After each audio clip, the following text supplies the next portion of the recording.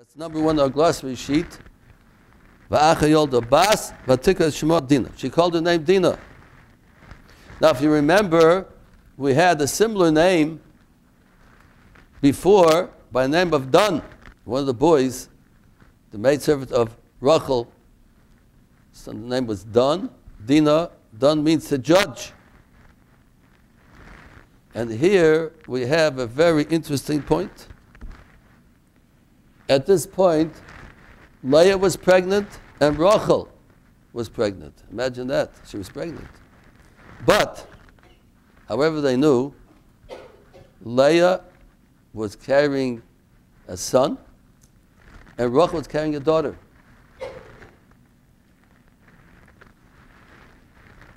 And they knew it.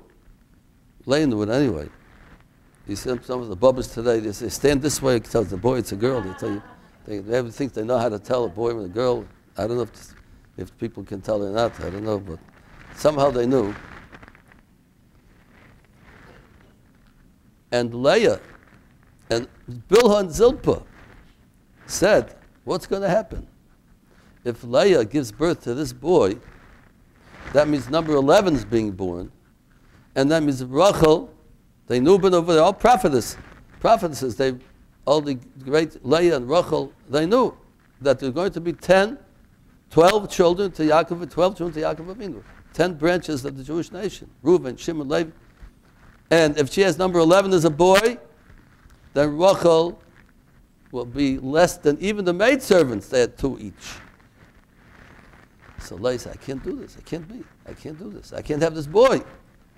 And Bilhah and Zilpah came to her and said, you can't let it happen. Even though Leah would be so happy to have another child, another son. We know from before she kept trying and working, more children to build up the Jewish nation. It was the biggest mitzvah, to build up the Jewish nation. Another son. That was the biggest thing in her life. But she couldn't bear to see her sister, Rachel, the big tzaddikus, the one, the righteous, outstanding, special matriarch of the Jewish people, Rachel. She should have only 1 child, and she has 7, and they have 2 each. Can't be. So guess what? Beis, Shedona Leah Dina Ba'atzma.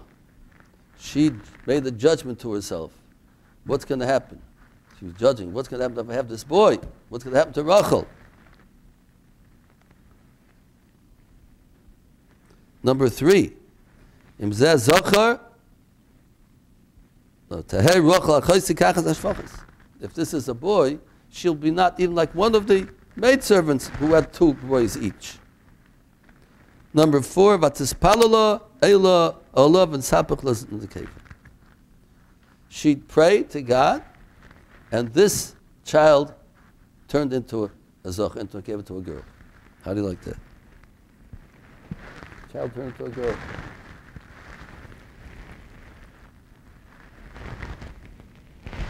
Now, there's 3 things we have to understand over here.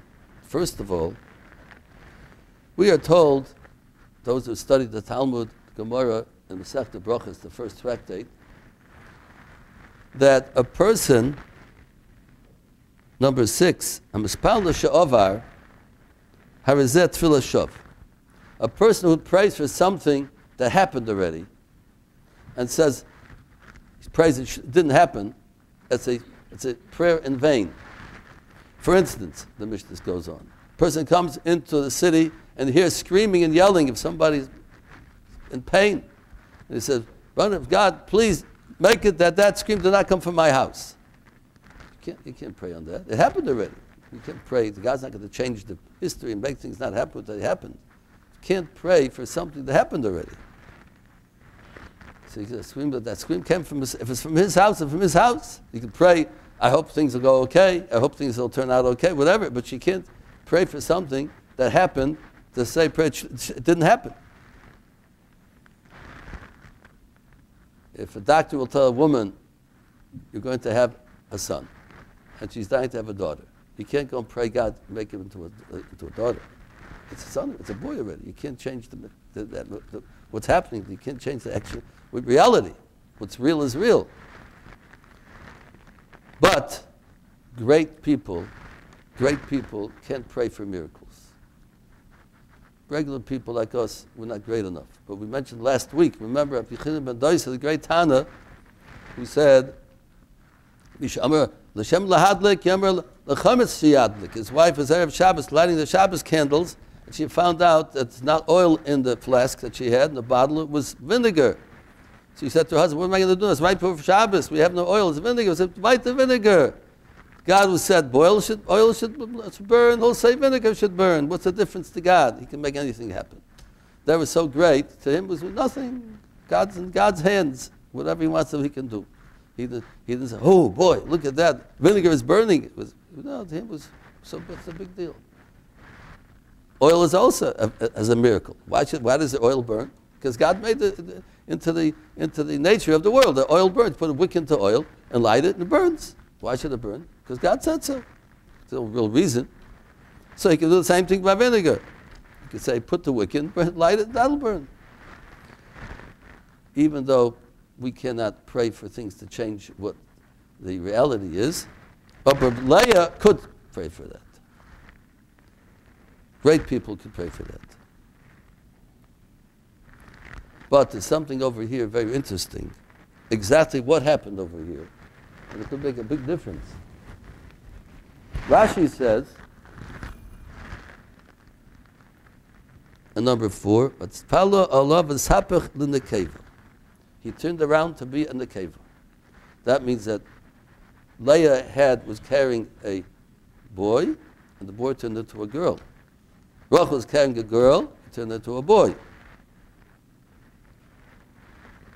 By the way, some of the great commentators tell us that's why we find that Yosef, who was born to Rachel, had tendencies of a girl, of a female. He used to play with his hair, he used to look nice. We find later on, we talk about this, a whole thing about that. But he had certain tendencies, because he originally was a girl, turned into a boy. And Dinah had tendencies to be like a boy, like a male. We say later on, she said that we'll come to it pretty soon, that she did certain things that usually women don't do, but she did. So it fits in very good what we're saying over here, because they were turned around from one to the other. The Targum Yonasan tells us a whole different thing that happened. That we start off the same way, that Leah was carrying a boy and Rachel a girl, but what God did, the miracle that he did, he took out the baby from Rachel and put him into Leah.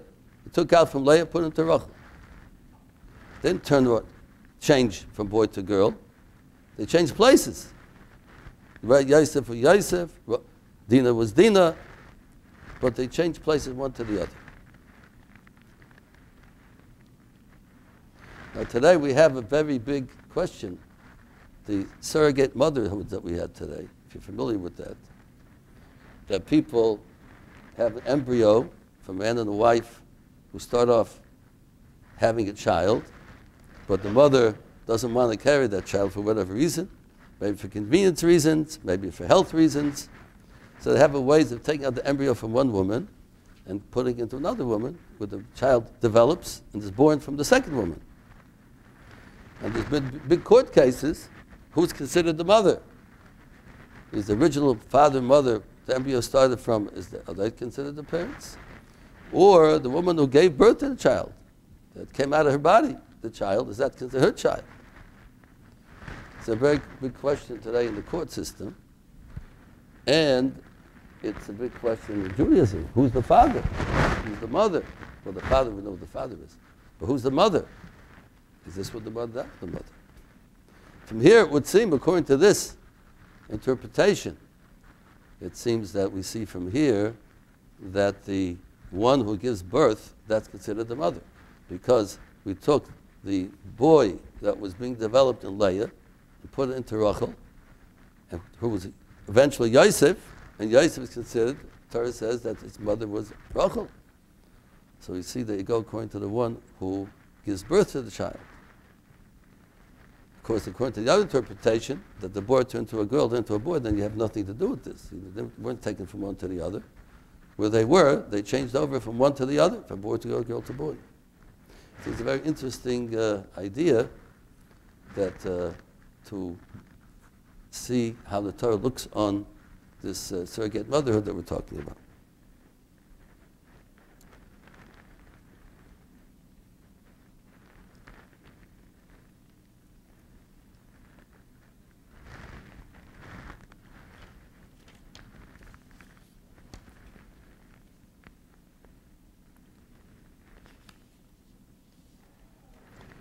So we say the next pasuk,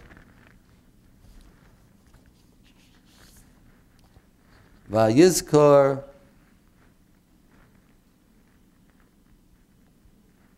Elokim es Rachel. Number 7. God remembered Rachel.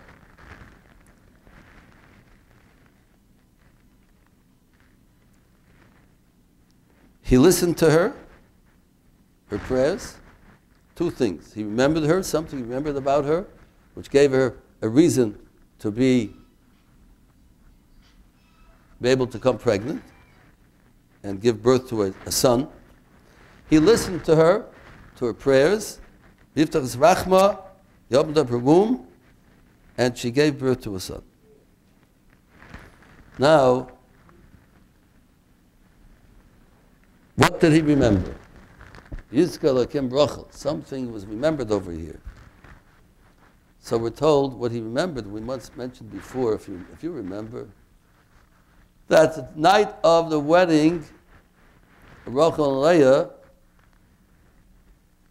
as we know, Lavan, the father of Rachel and Leah, made up the deal with Yaakov, serve me for 7 years, and I will give you my daughter Rachel to be your wife. Came after the 7 years, and Lavan, the swindler, secretly took Leah at the last minute, and he put her in the place of Rachel. But Yaakov Avinu anticipated. He knew what kind of swindler and bad guy Lavan is, so he was afraid that maybe he's going to do such a wicked act. So he told Rachel some secret information and said to her that when we come together the night of the wedding, I'm going to ask you for this information. Nobody knows except you and me. And therefore, you'll give me that information. I'll know that's you, that's not her. So, it sounds like a great idea, right? Lavan can't win out over that, can't trick him over that. But what happened was that Rachel saw that her father is bringing Leah instead of herself, and she felt very bad for Leah, that she was put to shame. Yaakov was going to ask her, what's the secret information? What was it? And Leah won't know. She said, oh, you're Leah, trying to trick me. It would be very embarrassing for Leah. So she got up and told Leah the secret information. So now Yaakov asked her, she said, this and this and this, oh, that you must be Rachel. Of course, the question is why she did it to Yaakov, but we discussed that once before. So here, Rachel, imagine what she's doing over here. Rachel, the great Rachel, who is destined to marry the great Yaakov Avinu and build up the Jewish nation, and she's willing to give up what she has in order for her sister not to be embarrassed. So God remembered that. That act that she did. And therefore, she's worthy of having a child. Another thing, that's number 8 that I just said just now. Zochar shemasra simonah lachos. Remember that she gave over the information, secret information, to her sister in order not to embarrass her. We know one of the worst sins in the world is to embarrass somebody. And here, she wanted to take the embarrassment away. She wasn't embarrassing. She wasn't doing the embarrassment. It would have happened by itself. But for her sister to go through the embarrassment, she couldn't bear to see that. And therefore, she gave her over the secret information. And number 2, Zachala Shemas. Number 2, base. Number 9, Shemitziva Shaltalda Garel Shaisif. She was very agonizing over the fact that she should not end up by Esav. If you remember in the very beginning, Leah, her eyes were puffed out, eyes were makos. She was crying and crying. People were saying, Yaakov has 2 sons, Lavan has 2 daughters, the older one's for the older one, the younger one for the younger one. So Yaakov will marry Rachel, he's the younger son, marry the younger daughter, and Esav will marry Leah. And Leah was such a great tzaddikus, such a righteous person, a wonderful, great person. I'm going to marry Esav. She's crying and crying and crying. And because of her devout prayers and her determination that she's not going to let that happen to her, therefore God made it that she should marry Yaakov. But now Rachel was on the other side of the street corner now. Rachel didn't have any children, so it looks like she's not the one for Yaakov. Maybe we made a mistake. Rachel should go to Esav. And Rachel naturally was also going out of her mind. She should end up by Esav. So she was also crying and very upset. So naturally, God sees people with the prayers, the great actions, the great deeds that she did. And he,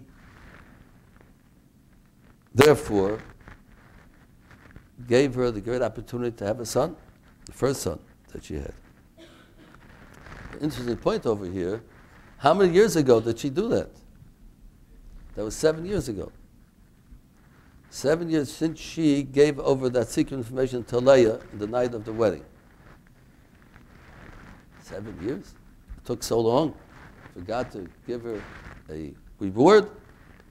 There's something we have to remember all the time. We can't expect immediate reward from God. Not immediate punishment, chas v'sholom, and not immediate reward. Sometimes there's reasons why we have to wait. And sometimes it takes years, many more years than 7 years. For whatever reason, sooner or later it's going to come, rewards. In this world, the world to come. But we can't get over anxious and say, well, I did this, I was such a good person, I gave money to a poor man today, so God, come on, give me everything good today. I want to win the lottery, and I want to, because he gave a few pennies to a poor person, instant reward. People want instant reward. But it doesn't work that way. God will give reward. He's trustworthy. He'll for sure give reward, but we can't be too pushy about it. Can't be too expected immediate reward. It takes time. Many times reward come right away. Some people told me about gave charity, and at the same day something happened. They saw right away. God paid them back immediately. Never know. But here we have a case where she did a great act, a great deed 7 years before, and then finally God gave her her reward. And number 10, Yishmael Eleha Elokim, and God listened to her. The same way, that's the name of our title tonight, of our shmooze tonight. God listened to her prayers. She was praying all these years, praying and praying and praying. People will say, how much can I pray already? Pray, what called the name of it? Never give up. Pray and pray and keep praying. You never know when that prayer is going to break through the heavens, and God's going to look. Because every prayer doesn't go, is not lost. We should never think that the prayer is lost. Because every prayer has an effect in the world. Maybe a person's children, his grandchildren. Every prayer a person prays does not get lost. That's for sure. A person maybe in California is benefiting from our prayers. Or in Australia, every prayer the person prays over the world, all Jewish people are open to benefit from the prayers that everybody prays. We ourselves can benefit from it years later. Like I said, the children, grandchildren, great-grandchildren, we never know the prayers. We see from the Torah in many places. Prayers that were said many years before were rewarded and listened to, through God answering many years later. So here you have two important ideas. The acts, the mitzvahs that we do, the great acts that we do, we shouldn't look for immediate reward, and the prayers that we pray, we should not look for immediate answers. It takes time. Prayers, good prayers, they build up. Another prayer, another prayer. We once, as you mentioned before, by Moshe Rabbeinu, by Moses, when he went up to Har Sinai, to Mount Sinai, to pray for the Jewish people after they did the big sin. And God wanted to destroy them. He was so angry at the Jewish people. Moshe Rabbeinu went up to pray to him, not to punish them.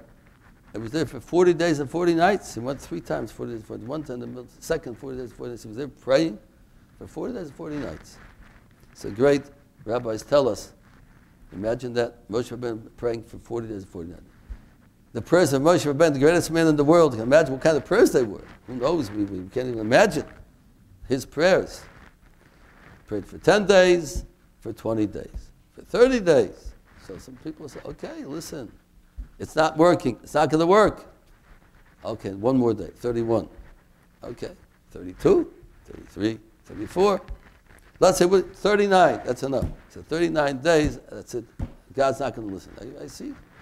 If you would have stopped at the 39th day, 40th day, okay, God said, listen to his prayer. You got to pray and pray and pray some more. You never know when that opening, God's going to open up the gates of prayer for prayers to go in. So this we listen to. This is a great lesson we learned from Rachel and many others. 7 years that she didn't give up. And she was well worth it because she finally got. Of course, we always mention God wants the tzaddikim to pray. That's why he makes it difficult for them. For the great tzaddikim, Oorah didn't have a child. I mentioned so many times, Rivka didn't have a child. Rachel didn't have a child. They all had to pray and pray because when they pray, the whole world gains from their prayers. God wants them to pray for the whole world.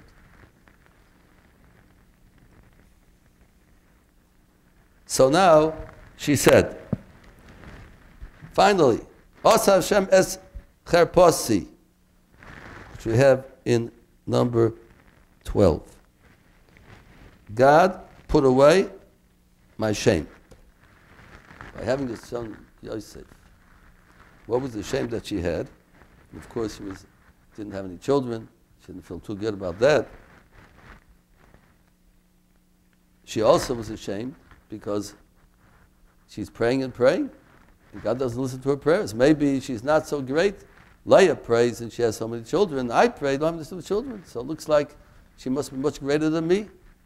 So it's very shameful for her. She's very upset that God didn't listen to her prayers. And then we have a third reason why we say God took away her shame. This is something that's very interesting and needs an explanation. That Rashi tells us that a person doesn't have a child, everything that happens, if it goes wrong, she gets the blame. Something broke, well, you must have broke it, nobody else was around. Something spilled on the floor, must be you, nobody else is around.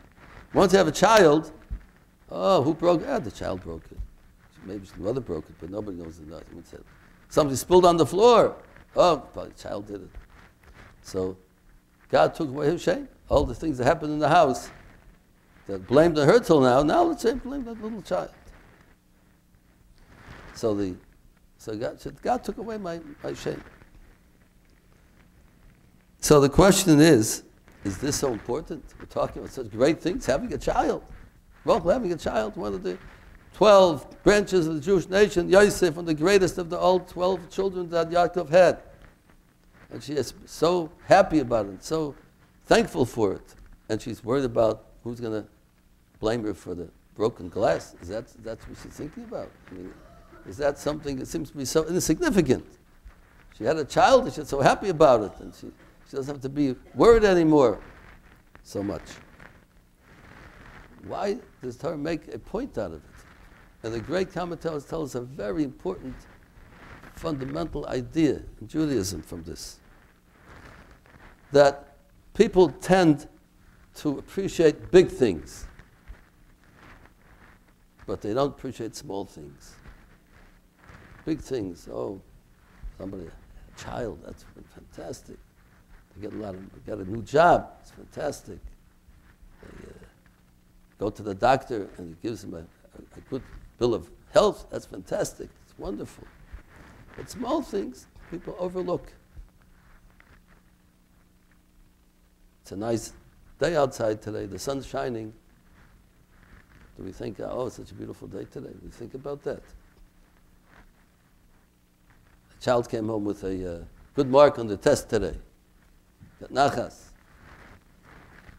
People don't connect it with God's goodness. With Rachel over here, every little detail of her life was recognized that God's giving it to me. From the biggest thing to the smallest thing. That's what the Torah is telling us over here. The biggest thing that God made me have a child. I couldn't have a child all these years. Wonderful. I'm not embarrassed anymore of going around everybody's children. I don't have any children. It's not an easy thing for a woman to walk around like that. Prayers are not being answered. Now they're being answered. Yes, for the big things you have to appreciate. But for the small things too. Now I have a child. I won't get the blame for spilling the milk. I have to appreciate that also. Not just the big things. Appreciate the small things in life. That's what Rachel was doing over here. From the biggest to the smallest.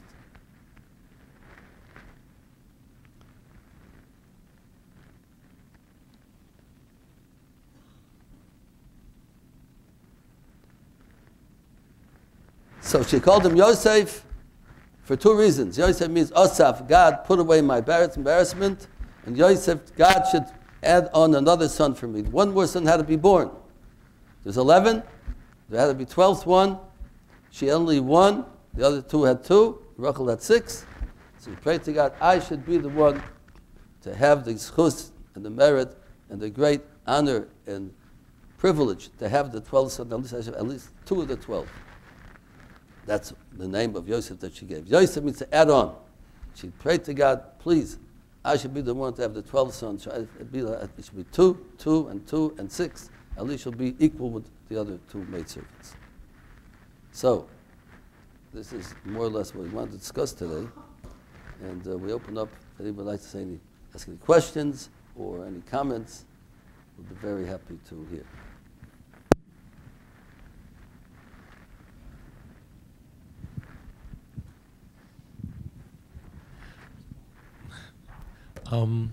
Why did Rachel die in childbirth for Benjamin?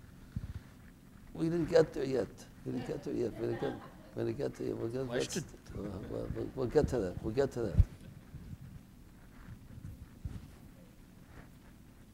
We don't give away, people won't come next week because they give away all the secrets. Rabbi, so why specifically 12? What is the true significance of 12? Because you said that all of the wives knew that was the number that needed to be accomplished. 12, every one of the Shvatim had a midah, had a certain talent, outstanding point about them, something special. To make the Jewish people's b'shleimus, perfection, there's 12 different Shvatim, 12 different ingredients that are necessary to make the Jewish people complete. And we come to the brachas, the blessings, when Yaakov gave the 12 children later on. Moshe Rabbeinu, before he died, gave the 12 children the blessings. We see from each one of those things that each one had a unique something about them that the other one didn't possess. And those 12 unique characteristics, somebody said, that's a good word over here, that they were important to make up the shleimus and the completion and the perfection of the Jewish nation. Each one of those had something special. Because when we talk about Yosef pretty next time, maybe I hope to come, what his thing was special about. But today, all Jews are really from, did you say one of the tribes? Is it Yehuda or I don't know? Well, most Jews today come from Yehuda and Benjamin. He wasn't born yet, Benjamin over here. No, by now he's born in Chumash. But because those, the 10 branches, the 12 Shvatim, were led into exile before the 2, before Yerushalayim. Yehuda and Benjamin were near Yerushalayim, in Yerushalayim, and that was saved for many years from the destruction of the kings attacking the Jewish people. So the 10 Shvatim, the 10 branches, they call them tribes, the branches were exiled before the other 2. The other 2 were Yehuda and Benjamin. Those 10 that were exiled, we don't know what happened to them exactly. They were taken away someplace. All kinds of stories about it, I'm sure you know about. But the main ones that left were Yehuda and Benjamin. that they were exiled years later, but then we all come from them. But there was from all 10 Shvatim, there were some of them that were left.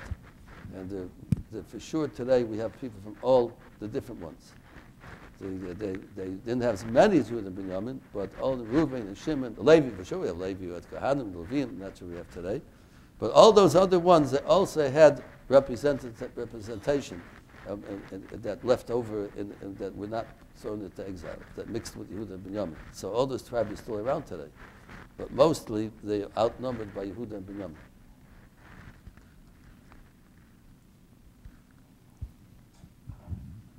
Binyamin.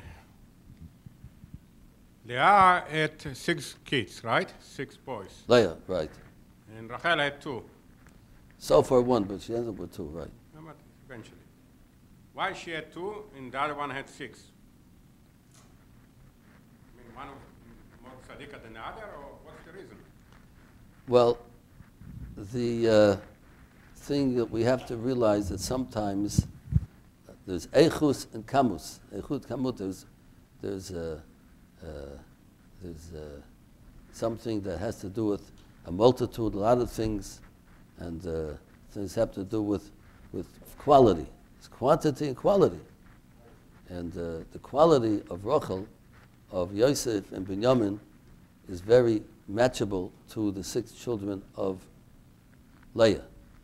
And we say that sometimes quality wins over quantity. So in this particular case, the 2 that she had were so special, so outstanding, that even though every Shevet has some quality to them that other ones don't have, but Yosef, we're going to find out, as we're going to study later on, what he accomplished more than all the other ones in the family at that time. So this quality of Yosef, what he accomplished was more outstanding than all of them put together. So that was something that Rachel had.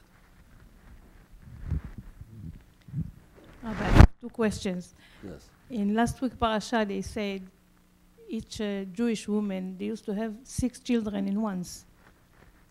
How come our mothers had only 1 each time? Today, you mean? No. Then they used to. Then they had 6. How then come they said now? each one they had babies. They used to have 6 in Right, once. right. So how come? And how come like Rachel and Leah they had only 1 each Rachel, time? what do you mean? Yeah. No, that was a special bracha. That was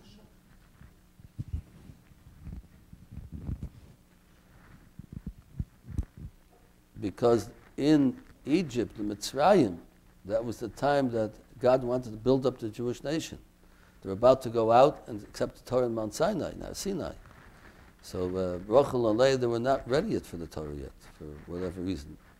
But the Torah was not ready to be given for about almost for another 5 generations after Rachel and Leah. Another 5 generations. The Jews weren't ready for it yet. When Mitzrayim, they were being prepared to become a nation of many people to go out and accept the Torah in Sinai. So therefore God made things very fruitful to the Jewish mothers that gave birth to so many at one time, that because he wanted to make enough Jewish people to accept the Torah, he wanted to make them to a nation, and then they're going to the land of Israel afterwards, and they have to settle there. You have only 12 children in the land of Israel, you can't have 12 to settle the land. You have to have many, many people. So that's why he made this very quick bracha, that they had many children at one time in order to build up the Jewish nation, to accept the Torah, and to go and settle the Jewish or holy land of Eretz Yisrael. Yes. Leah and Rachel was pregnant. You said Leah had Dinah and Rachel had Yosef, and At the end. Yeah. and Hashem switched. They daven and they switched them. Yeah. So why didn't pray to leave it as it is and to have more Shvatim instead 12? 12 Shvatim is Shleimut. That's exactly it. Everything has its amount, which is correct, which is what is necessary. And 12 is the amount of the branches of the Jewish people to make the Shleimut, to make the perfection of the Jewish nation. 13 is not necessary. 12 is just like everybody in this room. Nobody's here for was born accidentally, as far as God's concerned. Everybody has a place in this world, and every Jewish people, since the world was created, every person in the world was created, there's a reason for it. It's not haphazardly that there happens to be how many millions and millions of people that were born since the creation of the world. Everything was a cheshbon. Why some people are tall, why some people are short, why some people are fat, some people are skinny, whatever. There's a cheshbon. Everything is done with God as a cheshbon. But 12 Shvatim is considered the shlemut of the Jewish place. 3 avot, that has to be 3, can't be 4 avot, it's 3 avot, because they included the 12 afterwards, and everybody came out from those 12. That's perfection. I think we have. If 12 is perfection, then how come the boy's bar mitzvah is at 13 and the girl's bar mitzvah is at 12? No. 12 branches of Judaism is perfection, not the number 12. 12, those 12 sons, they're perfection, that we need the 12 different types of people and branches to make the Jewish people complete. That's what I mean. But not the...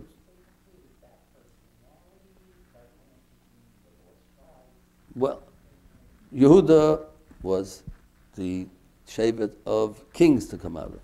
So they needed Yehuda. Levi, you had to have the priests to come out of. Each one had their own thing that they were excelled in, and together it makes a complete nation of the Jewish people. But happens to be there's 12, of course, it goes into much deeper things than that. We have 10. If you want to get more deep into it, you're a deep type of person and you like the deep things. But God's name's Yud Kei Vav Kei, God's main name, Yud Kei Vav Kei, his name that we're not allowed to pronounce out of the Holy Temple, has 12 ways of putting together the Yud Kei Vav Kei, the 12 different, so 12 is the last thing. There's 12 breads put on the shulchan in the Holy Temple. The 12 breads are put on top of the table there. 12 is a lot of significant things about it. But it boils down to the 12 different tzirufi, shemas, that God has from his main name, that Yud Kei Vav Kei can be put together in 12 different ways, which has a different kind of influence and a special blessing to the world. But we can't go into these things, it's a little too deep for us. Yes, Justin, what can I do for you? Rabbi, you had mentioned...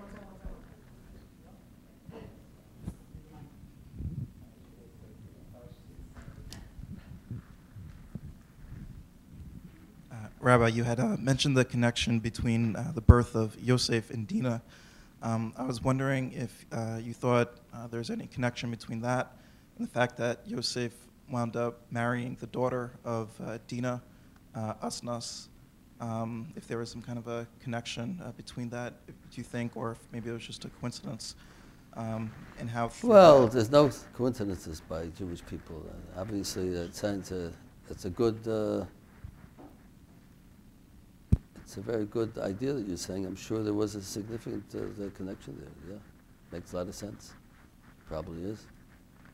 I never thought about it, but now that you mentioned it, makes a lot of sense. I would say so. There was some kind of connection there between them, definitely. Yes.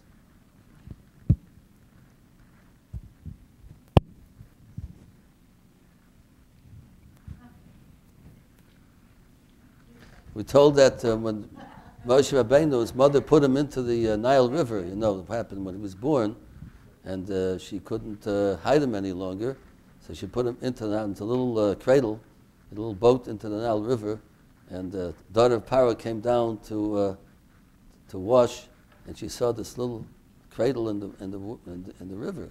So she stretched out her hand to take it. It says that it was very far away. And she stretched out her hand, so we say a miracle happened, and her arm stretched, became bigger and bigger and bigger. Yeah. So the question is, the miracle happened, but what was she thinking? She saw it's way over there. He said, it's so far away. What are you trying to stretch your hand? God made a miracle, her hand stretched all the way over there. But what was she thinking? So we learn from there a very big and important lesson. That we have to do everything we can do to do. Everything we can do. God will help us afterwards. But we can't say, I can't do it, so I'm not going to try. You can stretch your hand the best you can. And then God helps. So he came right away, see, right over the night. This way, good. When Rachel was praying and praying, was she praying for a child or a son? She was up for a son. She was just praying for Well, a son. if she wanted at least the two sons. But she wasn't pregnant. She didn't have any children. She wanted at least two sons. She'd love to have good daughters also, but at least two sons, because those were going to complete the 12 of the branches of the Jewish people. You have 12 branches, and the sons made up the 12 branches. So she wanted at least those two sons.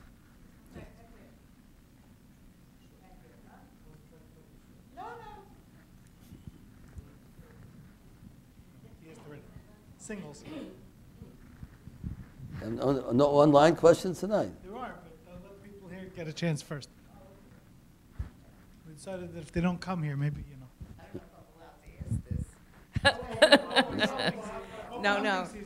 No, because it's about Rachel. I wanted to know what the age difference was between Joseph and Benjamin and how old she was when she died. I don't know how old she was when she died. They were married for a little over 13 years. That's all, about 15 years.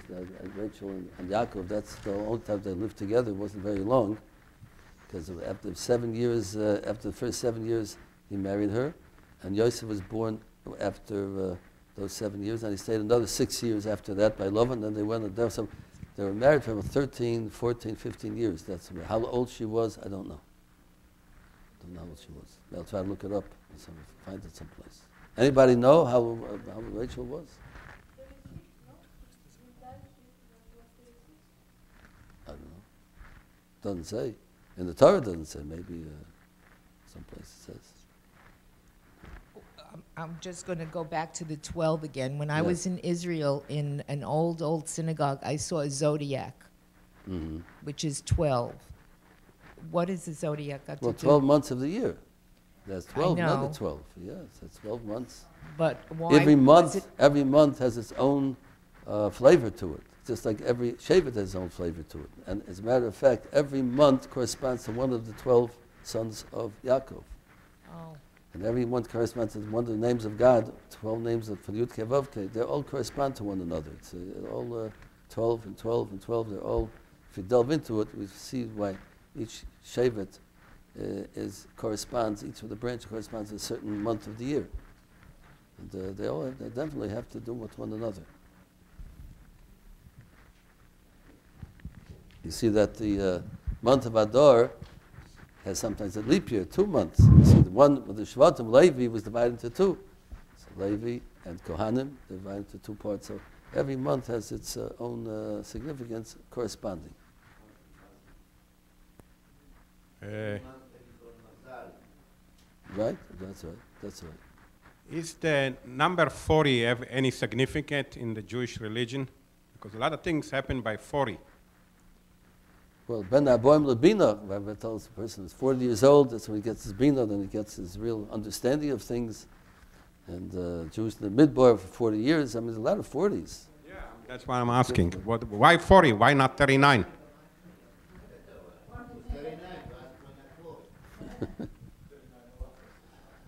Forties. What can I tell you? 40 is 40. Twice.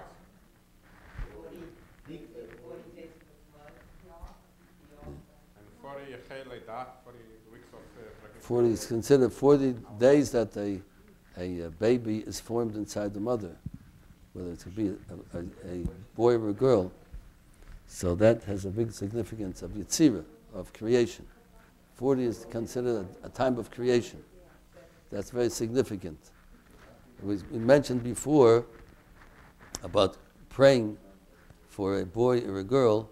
We're told that after 40 days, you can't pray anymore for a boy or a girl. By that time, it's determined inside the mother, a boy and a girl, and you don't pray after 40 days, because 40 is considered the tzira.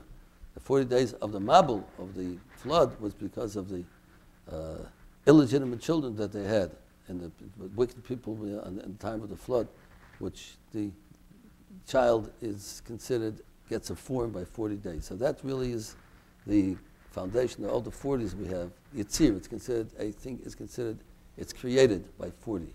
The creation is by 40. So therefore, a lot of things have to do with 40 because that's the creation. Just like the baby inside is considered already a boy or a girl, it's determined by 40. It's considered has Yitzir, his form already. It takes form by that time. So that has to do with many other things, with days, with different things, Yitzir.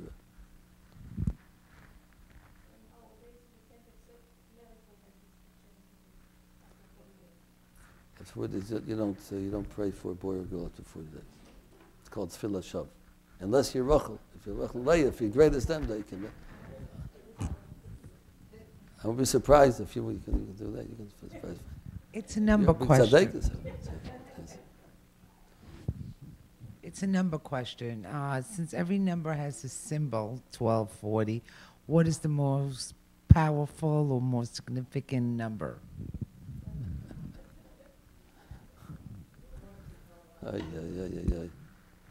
There's no such thing because there's a lot of names of God. There's the main ones. And he has a name of 12, a name of 4, a name of 42, a name of 70, and 72, and they're all different.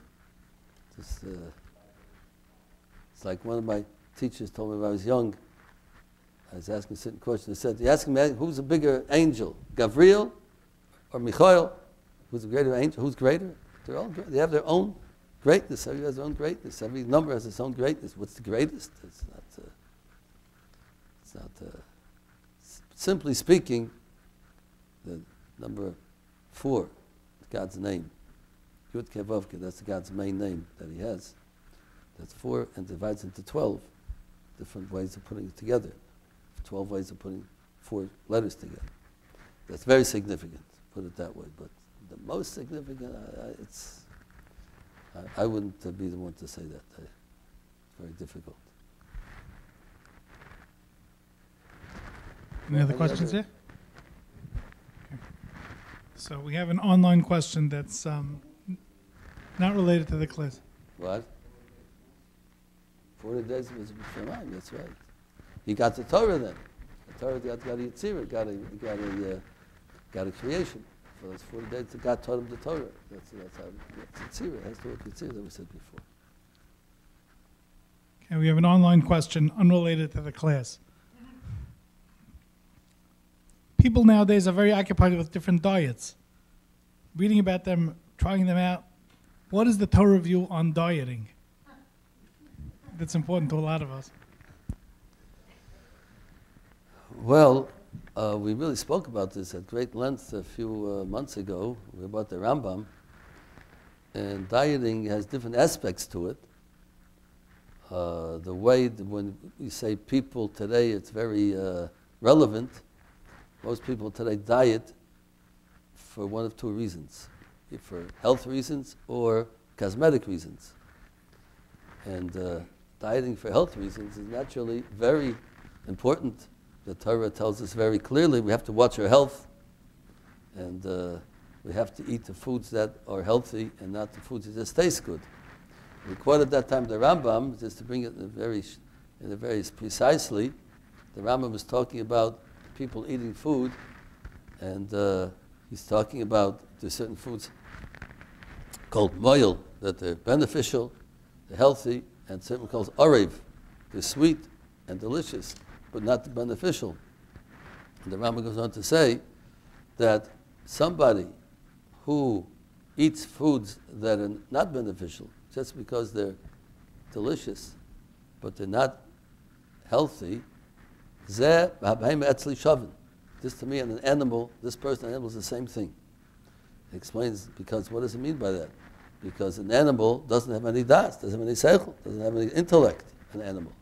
A man is created with intellect, with understanding. So it comes in front of the table, you know you're not supposed to eat that food. The doctor said don't eat it, but you just can't hold yourself back. So go ahead and eat it. So you're not using your intellect.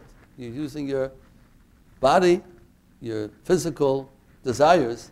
It's controlling you at that time. Intellect is someone out the window. I know I shouldn't be eating it, but I can't help it. I want to eat it because it tastes good. So the Rambam says at that point, you are being an animal because you're not using your intellect, not using your seichel. You're letting your body take over. And that's what animals do. Their bodies have no intellect, they only have bodies.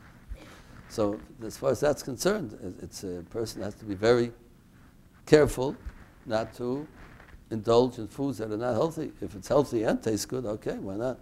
But if they're not the type of food that's healthy for a person, the Torah is very much against it. Or for cosmetic reasons, people want to lose weight and look nice and so on. Then it depends why a person wants to look nice. I mean, it could be different reasons why a person wants to look nice. A woman wants to look nice to her husband, to look nice, or she wants to feel good about herself. She wants to, or a man wants to feel good about himself, not overweight, and feel they'll live better that way and be happier that way. If they're happier, therefore they can serve Hashem better that way. So that's a good idea. Cosmetic reasons can also be a good idea for cosmetic reasons. And of course, great people who keep away from the desires of this world, many of them kept away from good food, only at Shabbos and Yom Tov they ate good food, but during the week they wouldn't eat good food because they wanted to be more holy themselves. So there's a lot of different aspects of dieting. But the one that most popular that we're going around today in the world is the one we said for health reasons and cosmetic reasons. And if the right ideas, the right thoughts, it's a big mitzvah to watch your health. And if it makes you feel good to be cosmetically, to look nice, so you look fit and look the way you want to look and be good, feel good about yourself in order to be happy and function the right way, so that's a mitzvah too. Based on that question, what is the Torah's view on cosmetic surgery?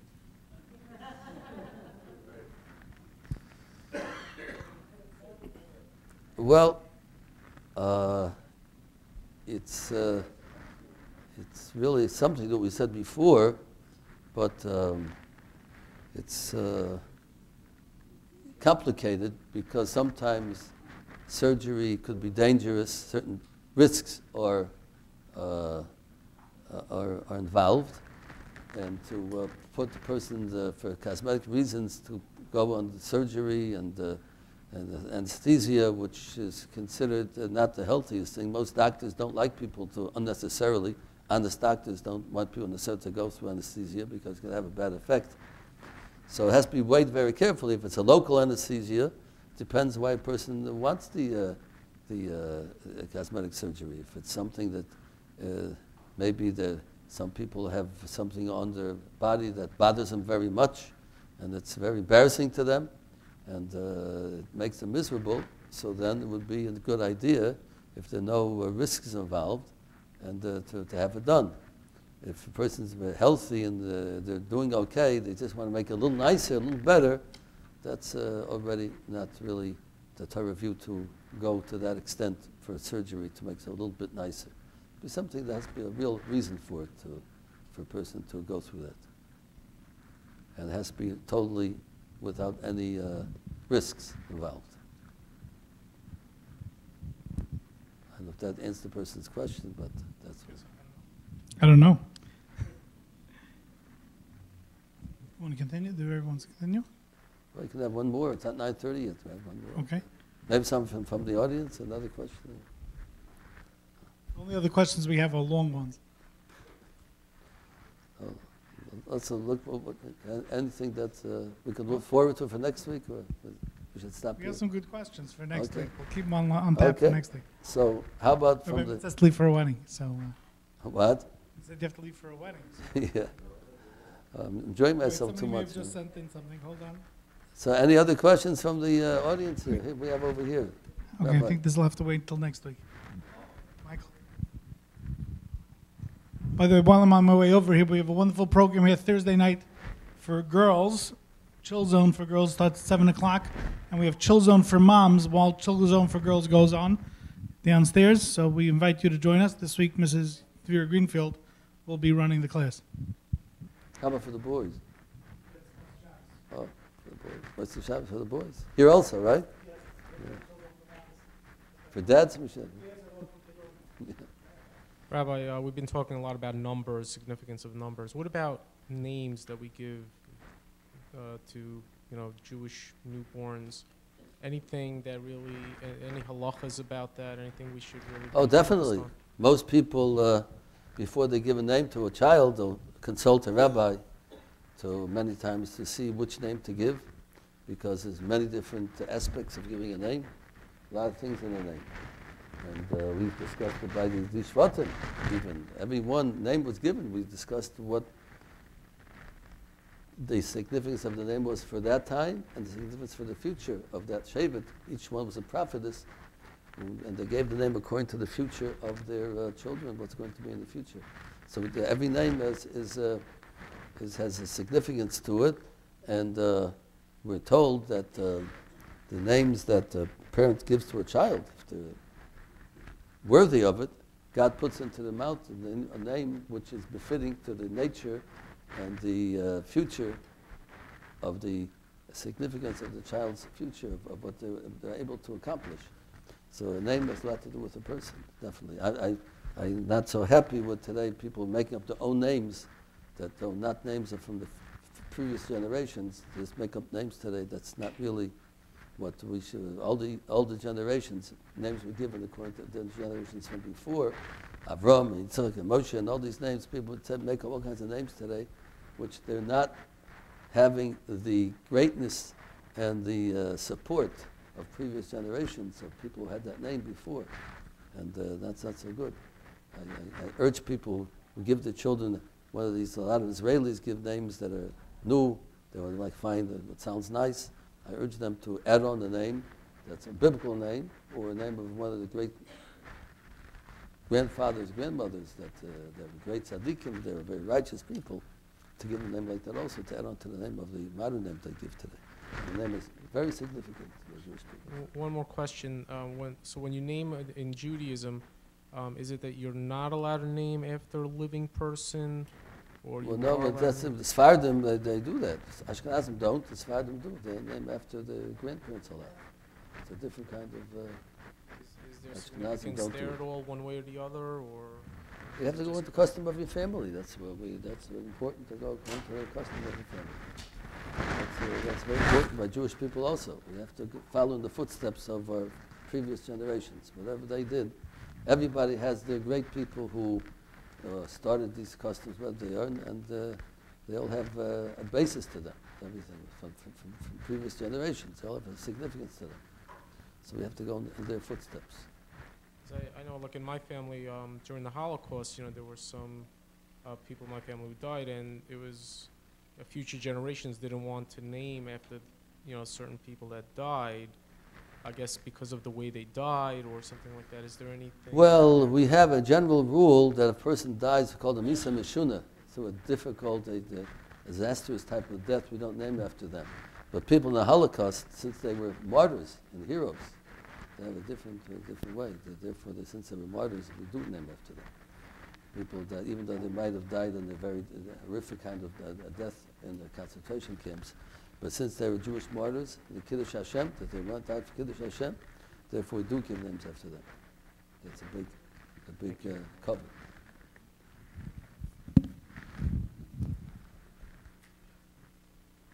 Okay, one more question.